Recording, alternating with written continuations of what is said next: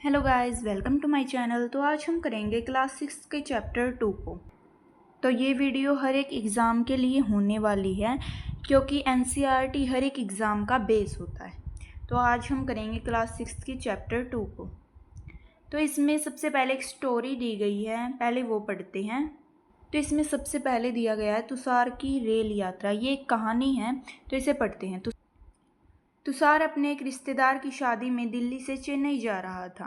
Rail में उसे खिड़की वाली सीट मिल गई थी, जहां से वह बाहर का नज़ारा देख रहा था। और दौड़ती गाड़ी से उसने देखा कि पेड़ पौधे, घर, खेत खलियान सभी बड़ी तेजी से पीछे की ओर जा रहे हैं।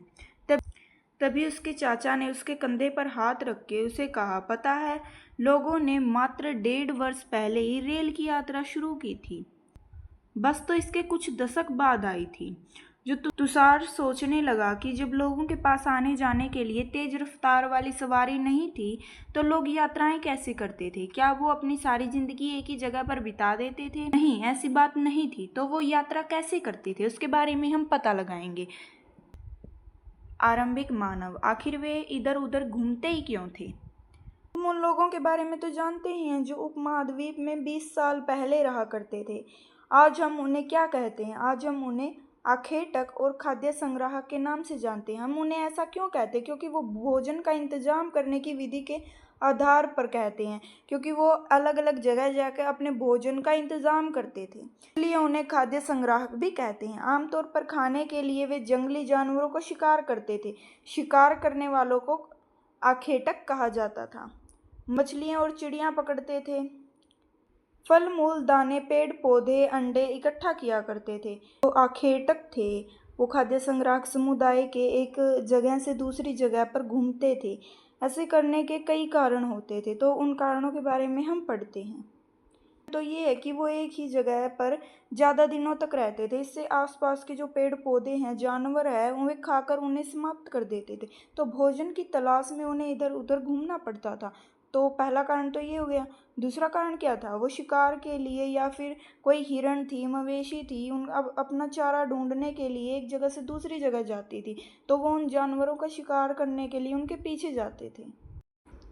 तीसरा कारण ये है, पेड़ पौधों में जो फल फूल होते थे वो अलग अलग मौसम में लगते थे। जैसे आम है, वो गर्मियों में लगते हैं, तो वे अलग अलग जो फल हैं वो अलग अलग फलों को ढूंढने के लिए मौसम के अनुसार अन्य इलाकों में घूमते थे। और चौथा कारण क्या है? वो पानी के बिना तो कोई भी प्राणी जीवित रह ही नहीं सकता, ना पेड़ पौधे जीवित रह सकते हैं। पानी झील, झरने तथा नदियों में ही मिलते थे। कई जो नदियां थी उनका तो पानी कभी सूखता ही नहीं था, परंतु कुछ ऐसी नदियां भी थी जो बारिश के बाद ही मिलती थी। मतलब बारिश नहीं होती थी तो उन नदियों का पानी खत्म ही हो जाता था, तो पानी की तलाश में भी वो लोग घूमते रहते थे। ये 4 कारण हमने पढ़ लिए। तो हम आगे देखते हैं। नेक्स्ट टॉपिक हमारा क्या है? आरंभिक मानव के बारे में जानकारी मिलती हमें कैसे हैं? तो इसके लिए देखो, जो पुरातत्वविद होते हैं वो क्या होते हैं? जो पुरानी चीज़ों का अध्ययन करते हैं। पुरातत्वविदों को कुछ ऐसी वस्तुएं मिले हैं जिनका निर्माण और उपयोग आखेटक खाद्य संग्राहक किया करते थे। यह संभव है कि लोगों ने अपने कामों के लिए पत्थर, लकड़ियां और हथियारों के औजार बनाए थे। लोगों ने अपने काम के लिए पत्थर, लकड़ी और हड्डियों के औजार बनाए थे।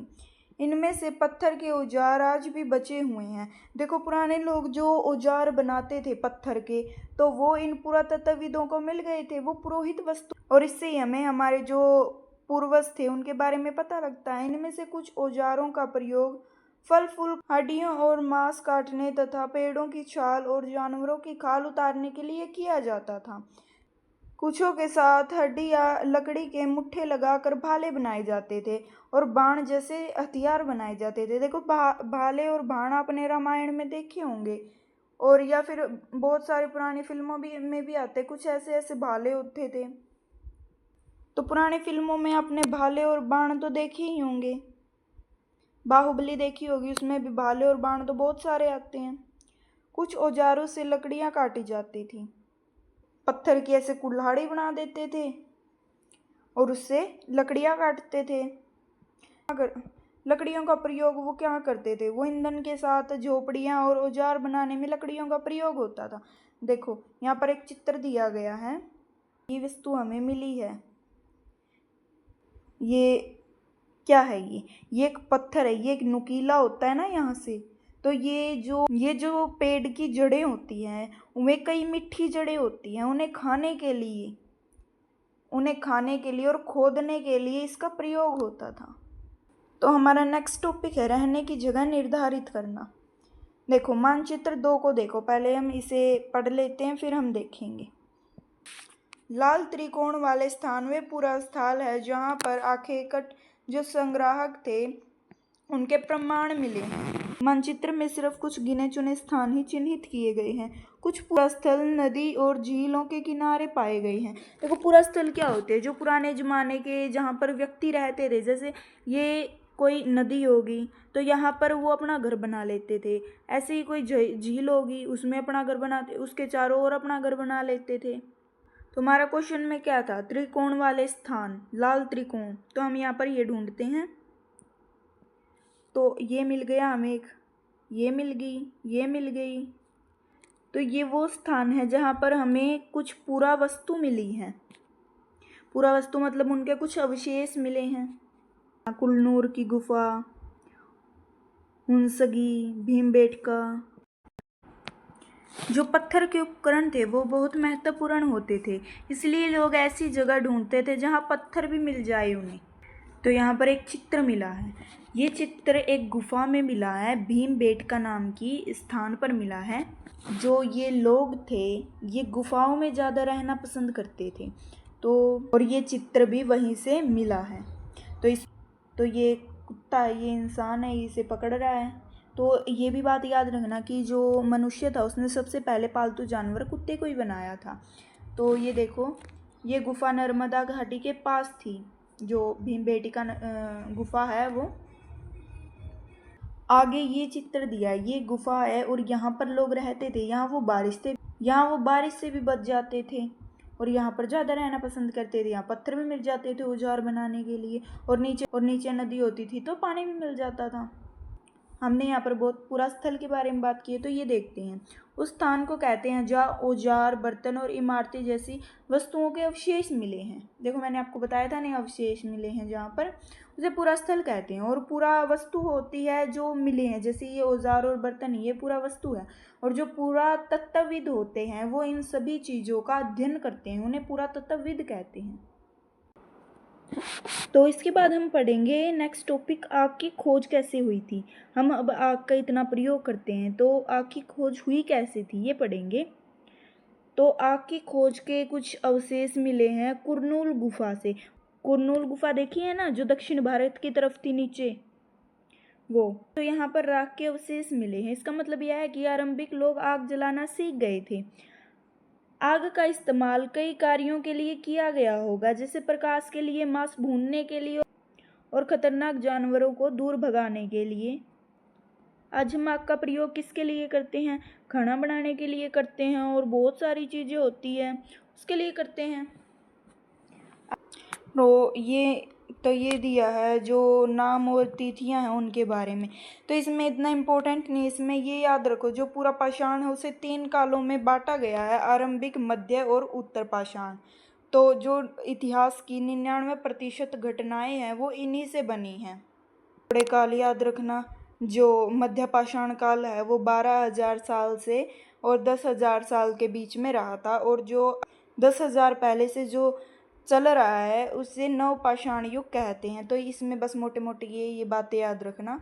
तो जलवायु में परिवर्तन आया था 12,000 साल पहले। तो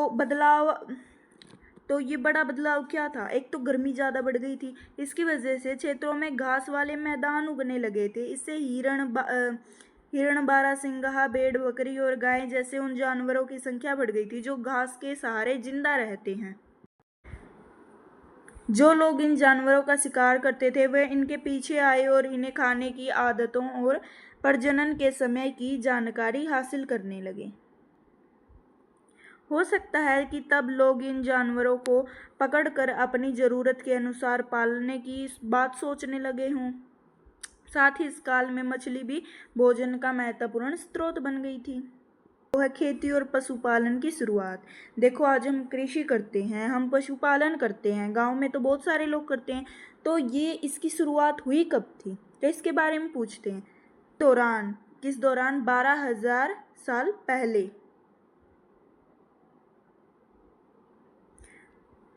भिन्न भिन्न इलाकों में गेहूं, जौ और धान जैसी अनाज प्राकृतिक रूप से उगने लगी थी। शायद महिला, पुरुष और बच्चे इन अनाजों को भोजन के लिए बटोरना शुरू कर गए हों। साथ ही वे यह सीखने लगे हों कि यह अनाज कहाँ उगते हैं, कब पककर तैयार होते हैं। ऐसा करते करते लोगों ने इन अनाजों को खुद पैदा करना सीख लिया था। देखो पहले तो वो प्रकृति के सहारे रहते थे कि हाँ भाई वहाँ पर अनाज उगेगा, लेकिन अब वो प्रकृति के सहारे रहना छोड़ गए थे और वो खुद से अनाज पैदा करना सीख चुके थे। धीरे धीरे वो कृषक बन गए थे, किसान। इसी तरह लोगों ने अपने घरों के आसपास चारा रखना शुरू कर दिया, जिससे जानवर आकर्षित होते थे और वो पाल लेते थे। सबसे पहले जिस जंगली जानवर को पालतू बनाया वो था जंगली कुत्ता, मतलब जो जंगली कुत्ता होता है उसका पूर्वज। धीरे धीरे लोग भेड़, बकरी, गाय और सूअर जैसे जानवरों को भी अपने घर के नज़दीक आने को उत्साहने लगे और उन्हें पालने लगे। ऐसे जानवर झुंड में रहते थे और ज़्यादातर घास खाते थे। अक्सर लोग अन्य जंगली जानवरों के आक्रमण से उनकी सुरक्षा किया करते थे। इस तरह धीरे धीरे वो पशुपालक भी बन गए थे। तो अगर कोई गांव में रहता है ना, तो वो कमेंट करके ये बताना कि वो घर में अपने पशु पालते हैं, जैसे भैंस, गाय, बकरी, इनको पालते हैं। क्या तुम बता सकते हो कि सबसे पहले कुत्ता ही क्यों पाला गया था?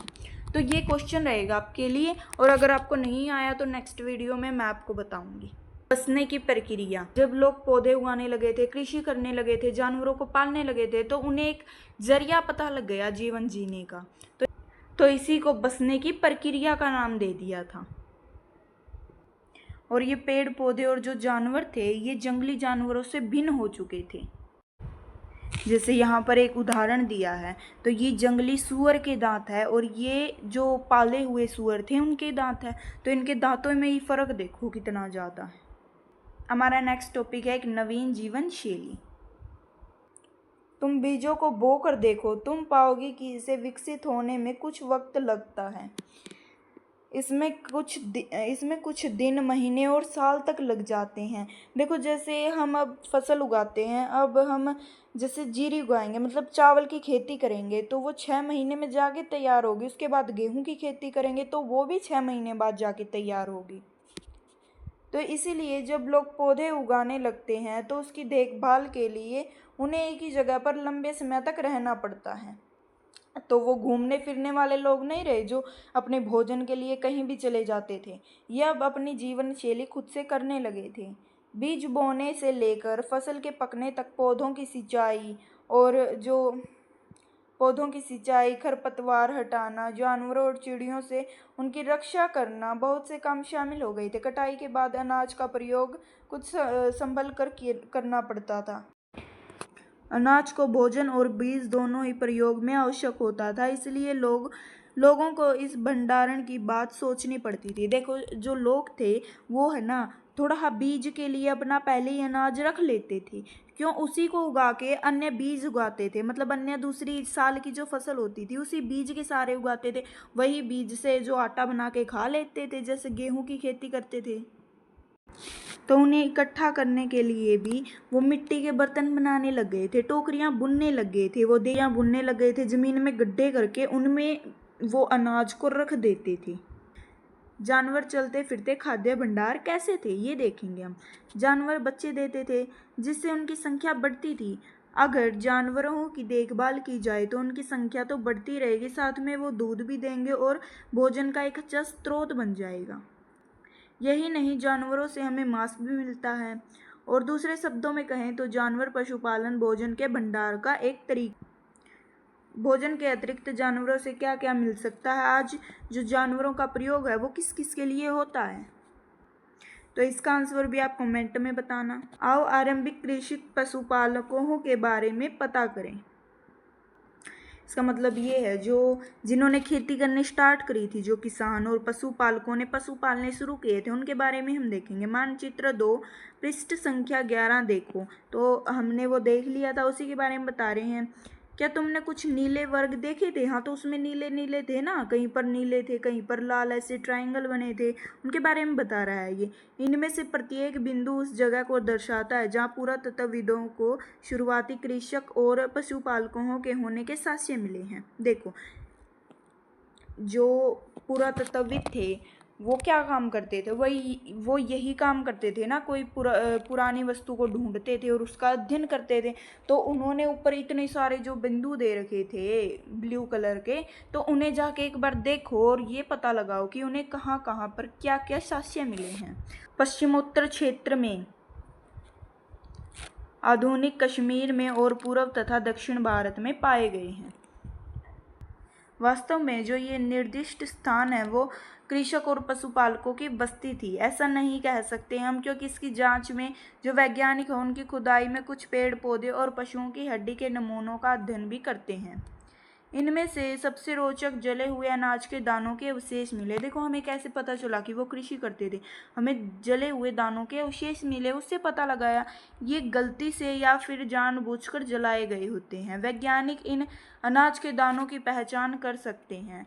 इस तरह हम पता लगा सकते हैं कि उन उपमहाद्वीपों के विभिन्न भागों में बहुत सारी फसलें उगाई जाती थी। वैज्ञानिक विभिन्न जानवरों की हड्डियों की पहचान कर सकते हैं। स्थायी जीवन की ओर, जो आखेटक लोग थे वो अब स्थायी जीवन जीने लगे थे, वो कृषि करने लगे थे, वो पशुपालन करने लगे थे। तो उसके बारे में पढ़ेंगे। जो पुरातत्वविद हैं उन्हें पूरा स्थल पर झोपड़ी और घरों के निशान मिले हैं, जैसे कि बुर्ज-होम जो वर्तमान कश्मीर में है। तो ये ऊपर जाके देखना, गूगल पे सर्च करके देखना, बुर्ज-होम के लोग गड्ढों के नीचे घर बनाते थे जिन्हें गर्तवास कहा जाता था। इनमें उतरने के लिए सीढ़ियां भी होती थी। इसमें जो ठंड के मौसम में तो सुरक्षित मिलते होंगे। पुरातत्वविद झोपड़ी के अंदर और बाहर दोनों ही स्थानों पर आग जलाने की जगह मिली है। मौसम के अनुसार घरों के अंदर या बाहर खाना पकाते होंगे। तो इसमें एक और चीज़ दी है, गर्तवास का चित्र बनाओ। तो ये बनाकर देखना, और अगर आपसे नहीं बने तो गूगल पर सर्च करके देखना। बहुत सारी जगह से पत्थरों के औजार भी मिले, यही होता। इनमें से कुछ ऐसे जो पूरा पाषाण युग के उपकरणों से भी भिन्न हैं, इसलिए इन्हें नवपाषाण युग कहा गया। देखो, इनमें वे औजार भी आते हैं जिनकी धारा को और अधिक पैना करने के लिए उन पर पॉलिश चढ़ाई जाती है। पहले तो कैसे होते थे, ये ऊपर से थोड़े से शार्प कर देते थे, मतलब पतले कर देते थे, और अब क्या करने लगे, और अब इन पर ये पॉलिश करने लगे। ये देखो, ये कर रखी पॉलिश, ये नवपाषाण काल में, और ये पॉलिश करने लग गए थे। ओखली और मूसल का प्रयोग अनाज तथा वनस्पतियों से जो अन्य चीज़ों को पीसने के लिए किया जाता था। देखो, ओखली आपने अभी नहीं देखी, गांव में होते तो देखते, ऐसी ओखली होती है, और ये उसके ऊपर ये मूसल कहते हैं इसे, और इसे कहते हैं ओखली, और इसमें अनाज वगैरह इनको पीसने के लिए काम आता था। आजकल तो मिक्सी में करते हैं।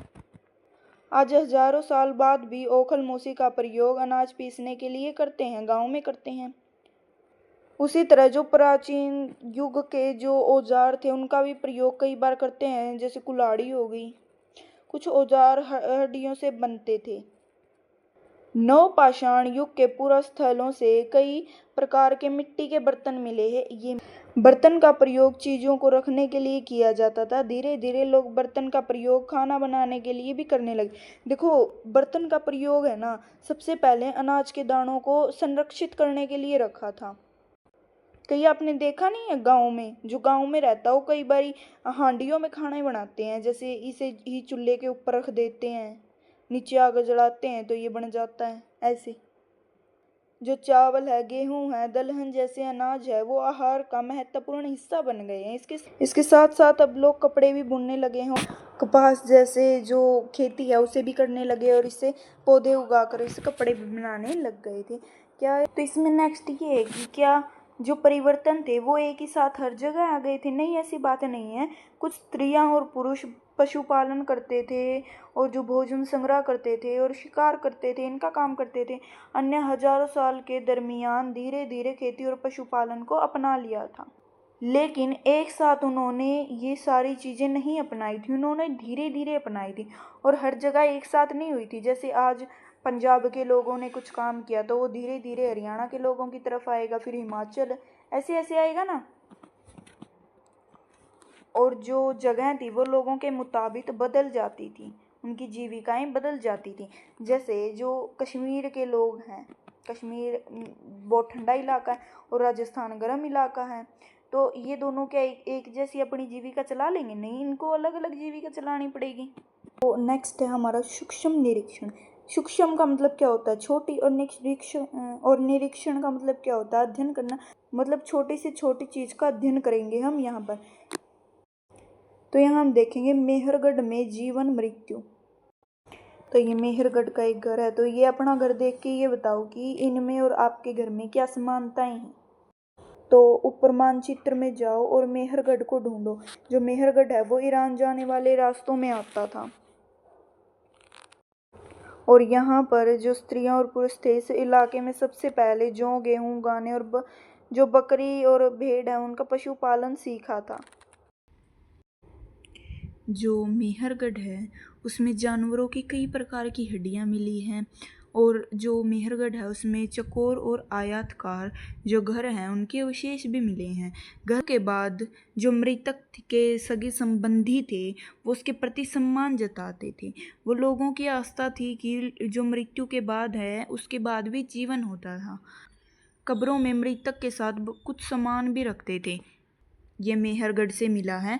तो ये है एक इंसान की कंकाल और ये दो जो कंकाल हैं ये बकरियों के कंकाल हैं। तो ऐसा माना जाता था कि जो ये इंसान, जो मृतक इंसान है, ये मरने के बाद इनका प्रयोग करेगा। तो ये नेक्स्ट है फ्रांस में की गई गुफा में चित्रकारी। देखो तो ये लोहे और पॉलिश से की गई होती थी। जो ये चित्रकारी है ये 20,000 साल पहले से 10,000 साल तक से पहले के बीच में की गई थी। तो इसमें इस चैप्टर की सारी इंपॉर्टेंट बातें मैंने आपको बता दी गई हैं। और अगर वीडियो अच्छी लगी हो तो लाइक करना, और अगर मेरी ये सीरीज़ पसंद आ रही हो तो सब्सक्राइब करना। और ये यूपीएससी और पीसीएस वालों के लिए भी इम्पोर्टेंट है। जो एनसीईआरटी होती है वो हर एक एग्ज़ाम का बेस होती है, तो इसलिए ये बहुत ज़्यादा इम्पोर्टेंट होती है। तो इन्हें ज़रूर पढ़िएगा क्योंकि इससे हमें हमारे पहले जो पूर्वज थे, जो हमारी हिस्ट्री थी वो स्टार्टिंग से पता चल रही है।